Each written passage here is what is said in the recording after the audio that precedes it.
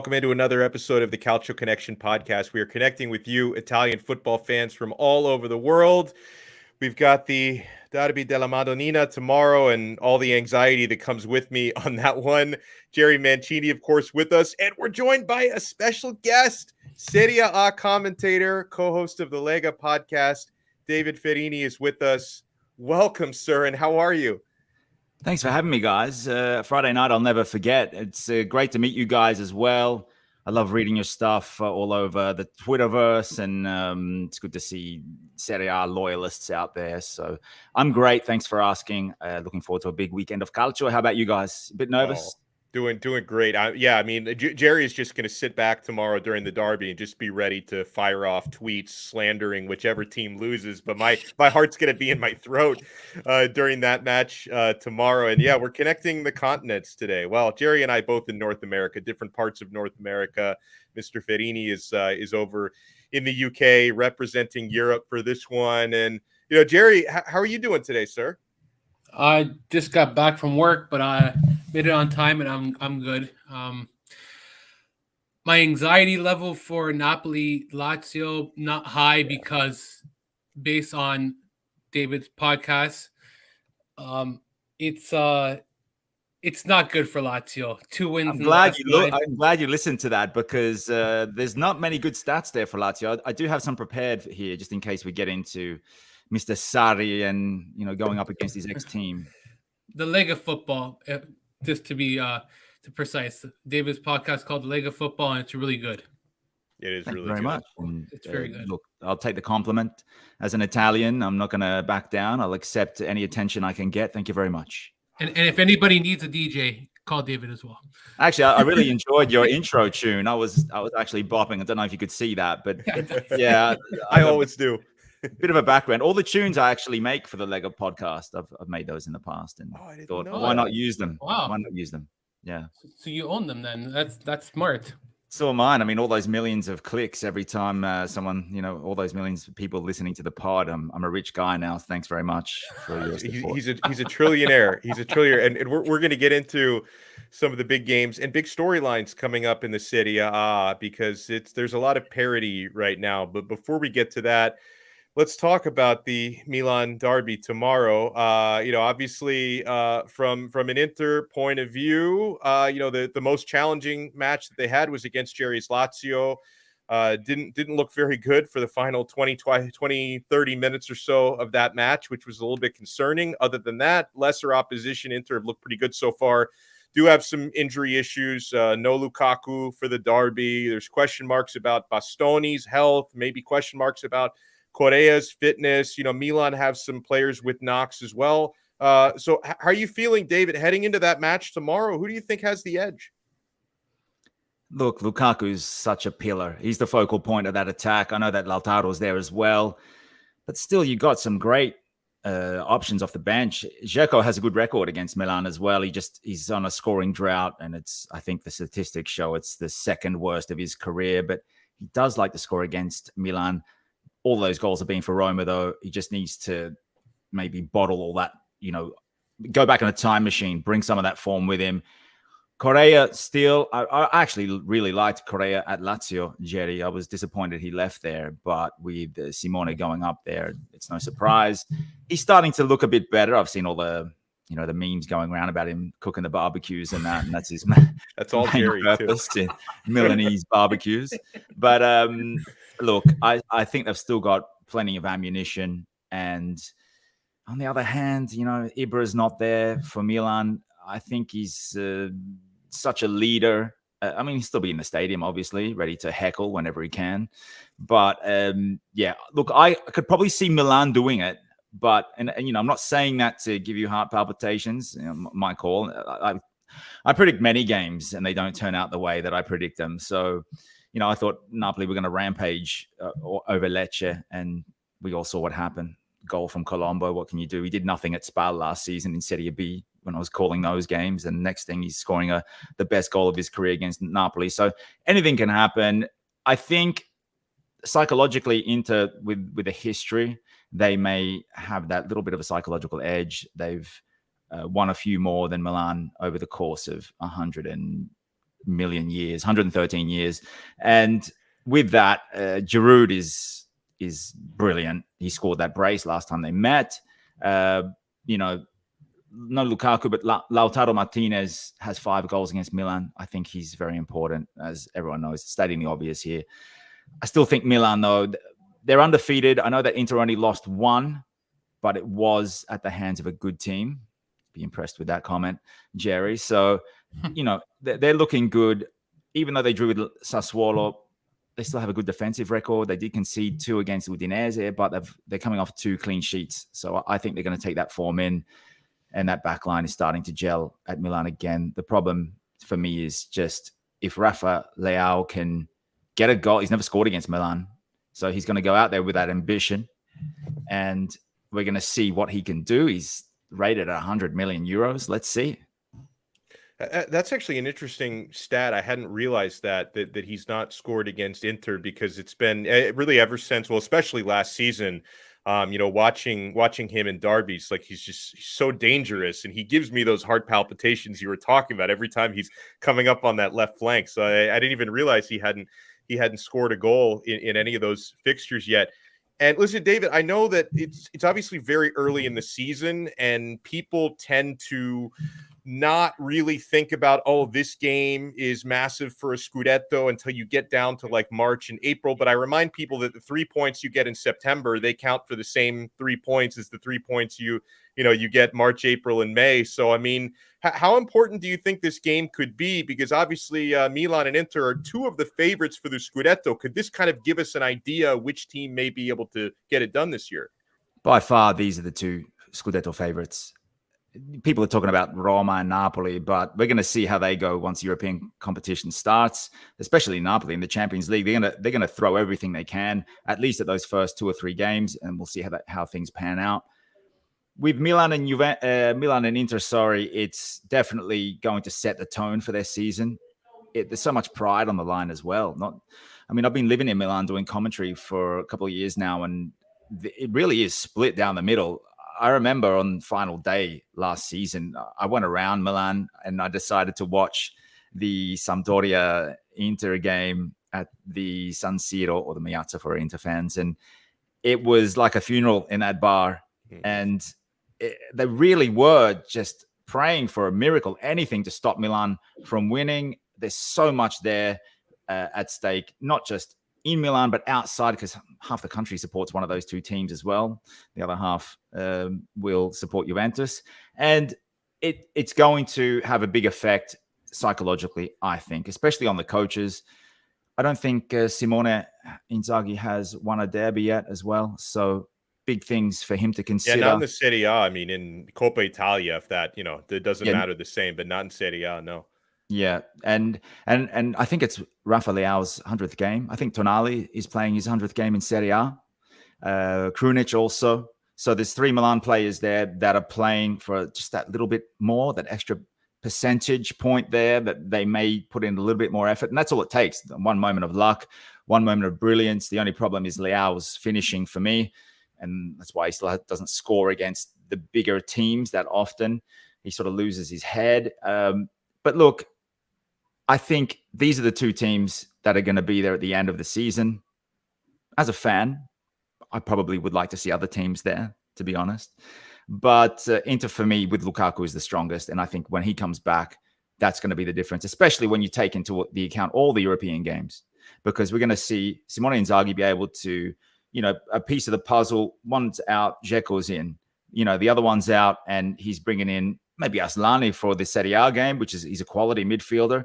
Some of the other teams don't have that. And that's why we had such an interesting summer transfer window. Deadline day again was interesting, with the Juventus getting rid of Zaccaria.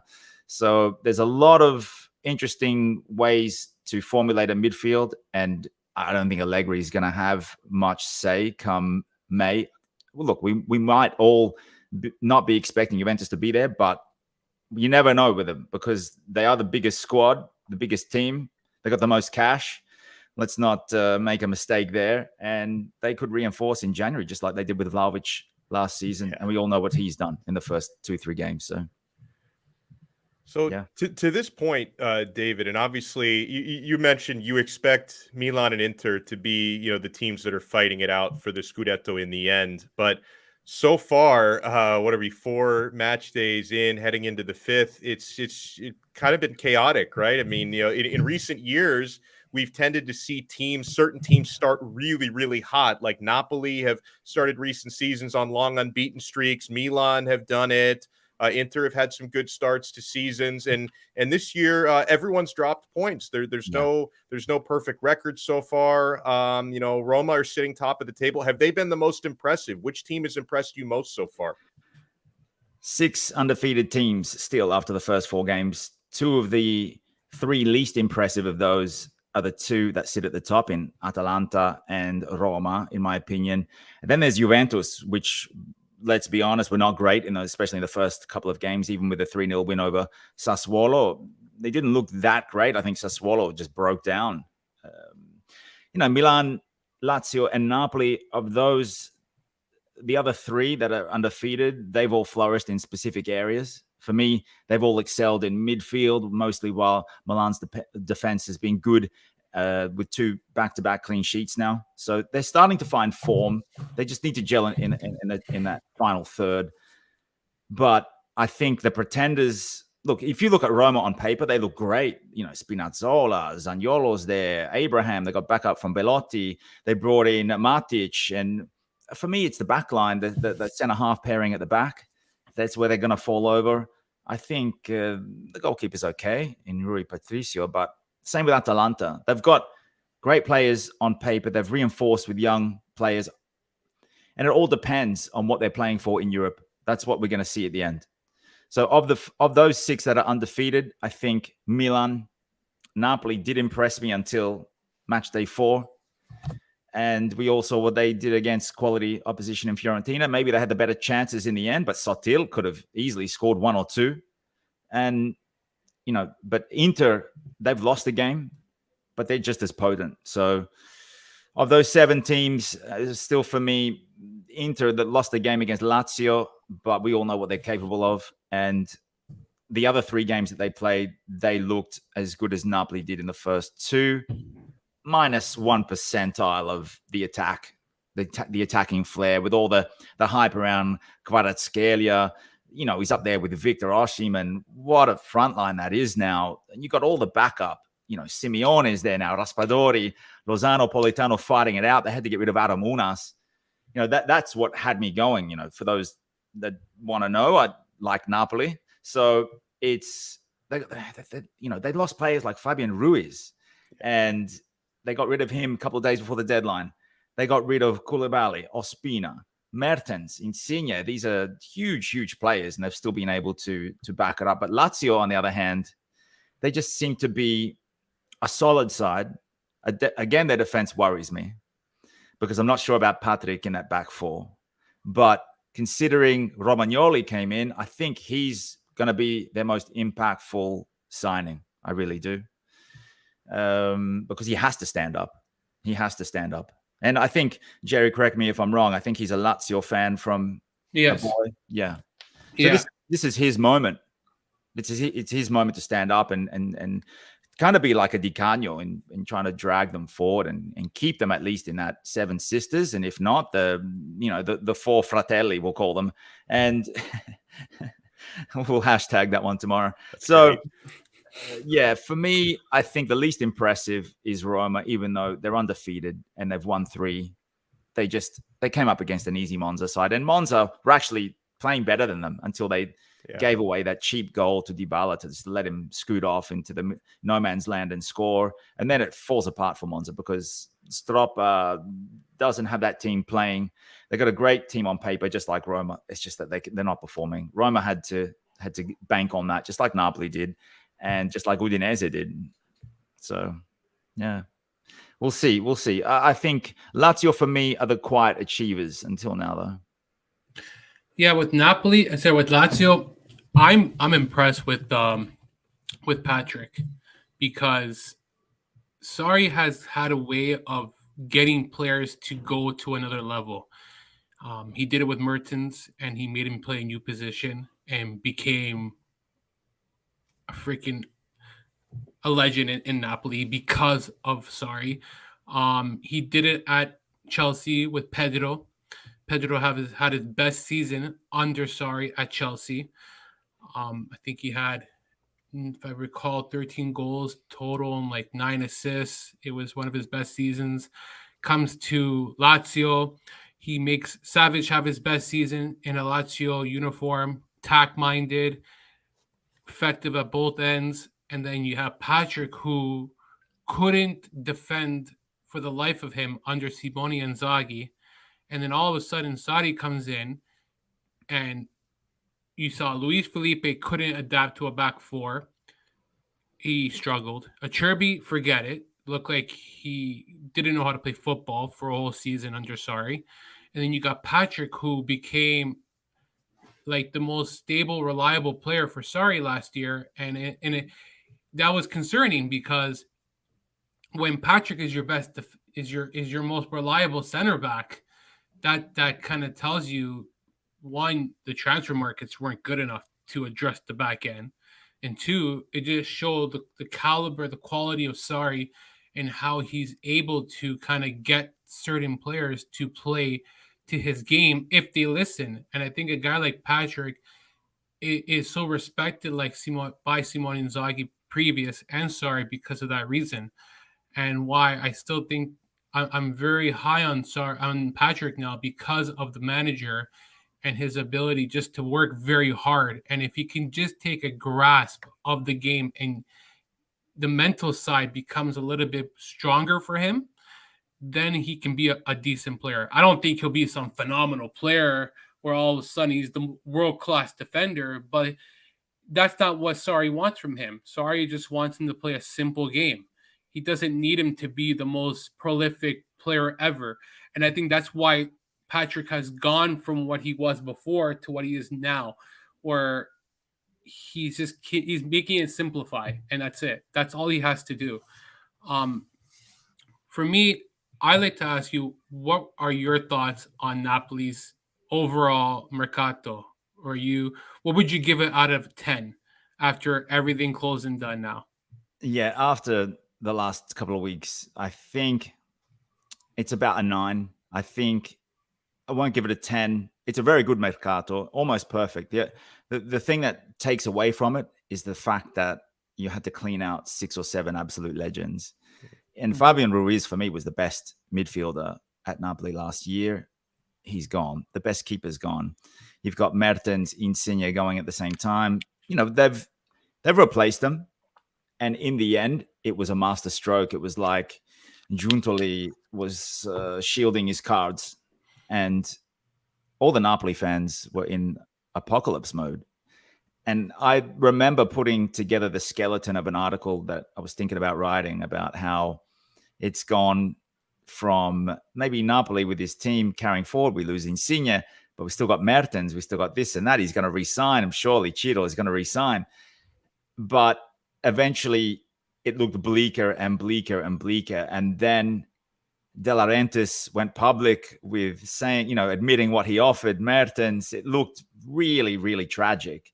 And it looked like, to me, the conspiratorial person in me was thinking, is he selling up? Is he getting rid of all the wages and just trying to get rid of all the bills so he's got a good-looking set of books for his accountants, and then he can sell and then take over Parity and maybe propel them forward for Serie A and do the same thing he did with Napoli? Because it seemed really weird that he would get rid of everyone at once.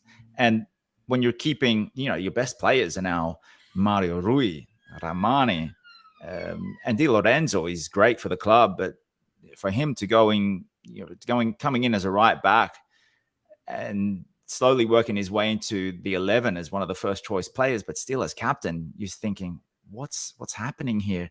It's starting to smell of a Sassuolo, if you know what I mean, or a Fiorentina slowly sort of fading away. But the way that Giuntoli came back with that mercato, phenomenal.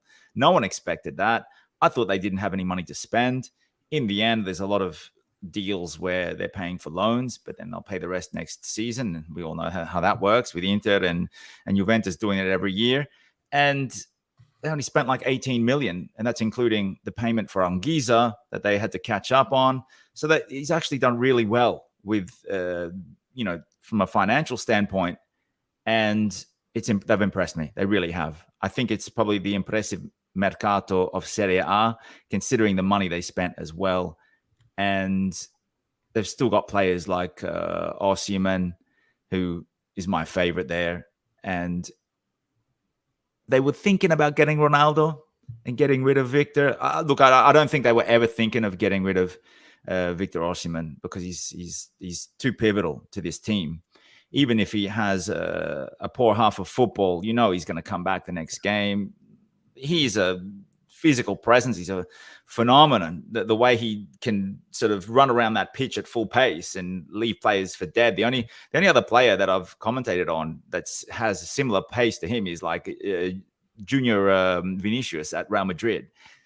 That kind of pace. If he really wants to turn on, he will. And it's going to be interesting to see if Kvara and even Lozano can keep up with him once he's got full confidence and fitness. Have a player like that is immense. And I think Napoli, for me, that's almost a signing to keep Victor in the team instead of being lured by big money from like a Manchester United. And they were going to send over Ronaldo and pay his wages and send a couple of Panettone as well. So that to me was a big mercato for Napoli. I'm happy with it.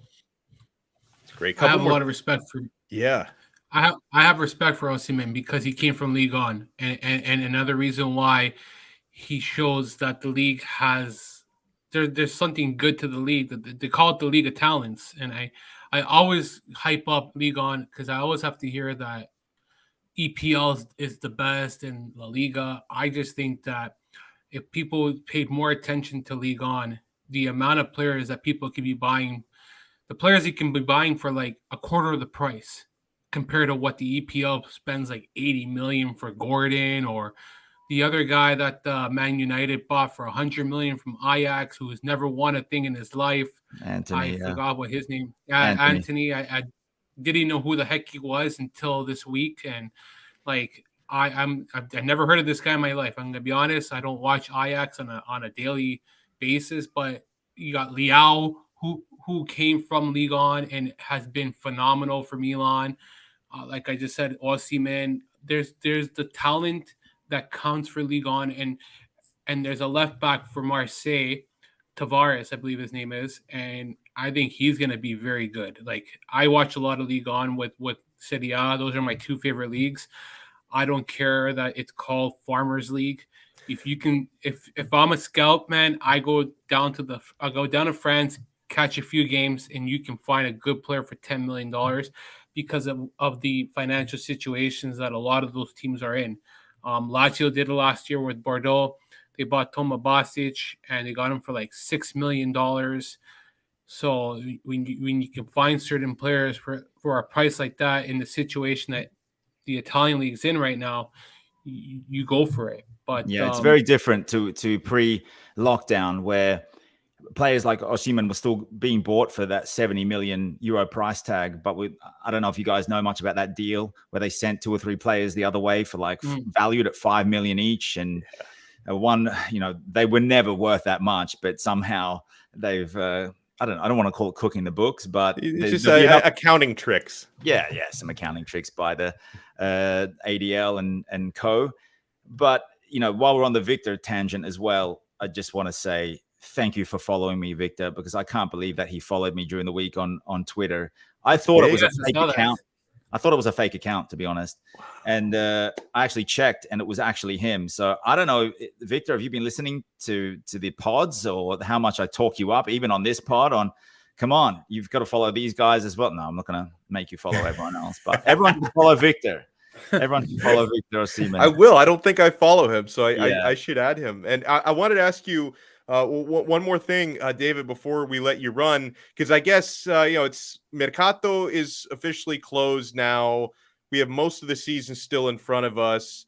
I think you already tipped your hand to who the top 2 likely will be, but how do you see the European spots shaping out? At least the top 4, if you want to give us a little bit more than that. How do you see it shaping out? I think it's going to come down to determination and what happens in the first 2 months of the European competitions over, we're going to see it start next week. Napoli are playing Liverpool. Big game. These guys are going to go and try their best in these competitions. We'll see how it pans out towards November, but that's going to be telling because clubs like Roma, Lazio, and Atalanta can take advantage. So if they happen to do what Napoli did last season, winning or being undefeated after 10 or 11 games, that's going to dictate what's going to happen. And, we've got a World Cup just to throw in there. Spanner in the works is we've got this European competition with Napoli back in there. Juventus are in there and they're unpredictable. So, to me, a Juve could finish. I don't think they've got what it takes to win the Scudetto. I might eat my words because they win so many, but they could finish even 8th. It depends on injuries and depends what happens in the next Mercato. I'm not saying they're going to finish 8th. So, don't quote me on that. I don't want Juventini. Well, you've become a show favorite here from two guys who don't love Juventus. Even the possibility has made you a favorite of ours now. Well, let's hope they don't finish bottom 3. Well, you can take that one out of context if you want, guys. But look, the title and top 4, definitely Inter and Milan, then randomize the other 2 spots. It's that outcome in May relies so heavily on the European journeys. And if the World Cup delivers a surprise or 2 and injuries in that World Cup, Inter looked shaky against Lazio, but overall well equipped to win this title, I believe, until further notice. I think they're my favorite just above Milan. So I'll leave with that. And I think Lazio, Roma, and Atalanta, they have that chance to take advantage over the Napolis and Juves of the world while they're busy playing Champions League. Because I still think Roma have a deep enough squad and even Lazio to still challenge for the Europa League but focus on Serie A, because we all know they want Champions League football for next season. And this is the weird season with a World Cup in the middle to try and push and get back in that top 4.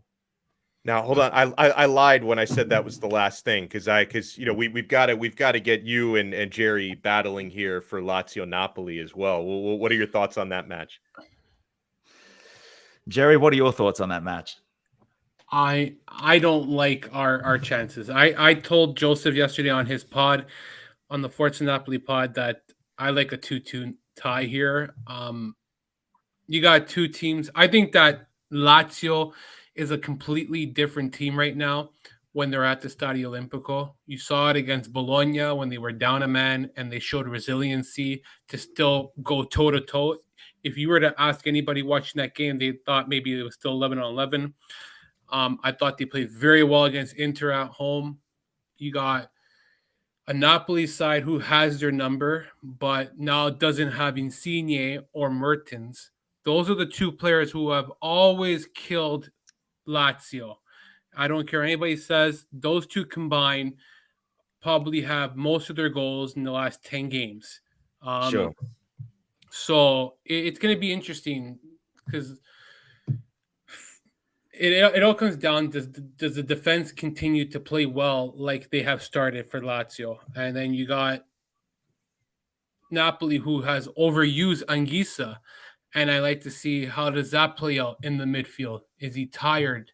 Does that become an issue? Does the battle between Immobile and Kim Min-jae, I like to see that. That is very interesting because now Jai actually plays this is the first time he'll play a more top striker, and he'll be really tested against an experienced Immobile. And I think that Kim Min-jae is really going to step up because I thought that he's probably been Napoli's best player this season by far at the moment. Big call. He has been good in those opening games. He's got so much pace as well, the way he can mow down a defender.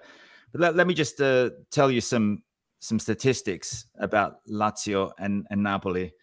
So Lazio is the team that Napoli has beaten the most in Serie A. Do you like that, Jerry? For the Neapolitans, 53 wins. I'm just reading off the Opta stats here. 41 draws and 38 defeats. So the Biancocelesti with 38 wins against 53 for Napoli. So historically, Napoli play a bit better. Napoli and Lazio have not drawn in Serie A since 2016. That was a 1-1 draw. And since then, Napoli's won 9 times and only 2 for Lazio. So I could keep reading, but I don't want tears to flow on this podcast. Well, I guess Jerry would hope that with so many Napoli legends having recently left the club, those were the guys who kept beating Lazio. So maybe some of the newer players have forgotten. There's always room for more, but I will tell you a pro Lazio statistic here. Ciro Immobile scored 7 goals against Napoli in Serie A. So he is one of those players that can make or break the game. And Cataldi is playing really well. And he debuted against Napoli. We'll see what he can do. I remember he set up Lazio for that awesome through ball. It was like 50 meters aerial ball, pinged it down for Lazio against Udinese in the Coppa Italia last season. So he's looking like a really good player now. He's in the last 18 months, Cataldi's come up really well. And let's pay tribute to a player that was with Lazio and then went to Napoli, Bruno Giordano. I spoke about this on a Lega Football podcast today. So a champion of the game. He was the capocannoniere with Lazio. I think he got 19 goals in 78, 79. Moved over to Naples in about 85. And he won the Scudetto with Napoli. Didn't win it with Lazio, but, those are the halcyon days for him. The glory days he's going to remember in the Partenopei shirt, probably. I don't know, Jerry, about your opinion of that. But Sarri up against his former club. There's a stat here. Let me see. It will be Kvaratskhelia first game at the Olimpico. So that'll be interesting to see how he deals with the pressure. Okay. Among the coaches faced at least 4 times in Serie A, Luciano Spalletti is the one against whom Maurizio Sarri has the lowest percentage. 14%. 1 win, 2 draws, and 4 defeats. Spalletti has won 14 of his 29 matches against Lazio. That's okay. It's 50-50 there. Sarri has lost all of his last 3 league games against Napoli after he had remained unbeaten in the first 3. So it could turn the tide. You could have a run of 3 wins here. You don't know what you're going to get with Sarri. And Sarri coached Napoli for 114 Serie A matches, recording the highest average points for a Neapolitan coach in history of the competition. So that's obviously in the 3 points per win era. And let me just reiterate, the Lazio coach has lost all of his last 3 league matches against his former side, Napoli. So we'll leave on that note. I think it was great talking to you, Alex. I'm not sure if Jerry will talk to me again, but Jerry's ready. Jerry's ready to weep. But listen, those stats are incredible. That is why you're a true professional, sir. And David, before we let you run, let people know where they can find the Lega Football Pod and where can they find you on social media. Like you guys, it'll be on all the platforms, Spotify, Apple, the rest of it. But it's at Lega, as in Lega Calcio, Lega. Then football, like football. So Lega Football on Twitter. We now have a Facebook page. We're incrementally getting to double figures on different platforms. So I think we just passed 10 on Facebook. So if you're feeling sorry for me and you want to follow Lega Football on Facebook, please do. And also on, what are we on? YouTube. We have a YouTube channel. So we cut some of the bits of the pod and we put them, genre specific, subject specific videos on there, no more than 5 or 10 minutes. So that's where we are. I'm also at David Ferrini _ on Twitter, on Instagram as well. But who goes on Instagram for culture these days, unless it's match day and you want to see some replays. So during the week, you know where to find us all. And obviously these gentlemen here at J Mancini, Otto, at Alex Donno, you know where to find everyone. Thanks for having me, guys. That was beautiful. And thank everyone for watching. We'll talk to you next time on another episode of the Calcio Connection.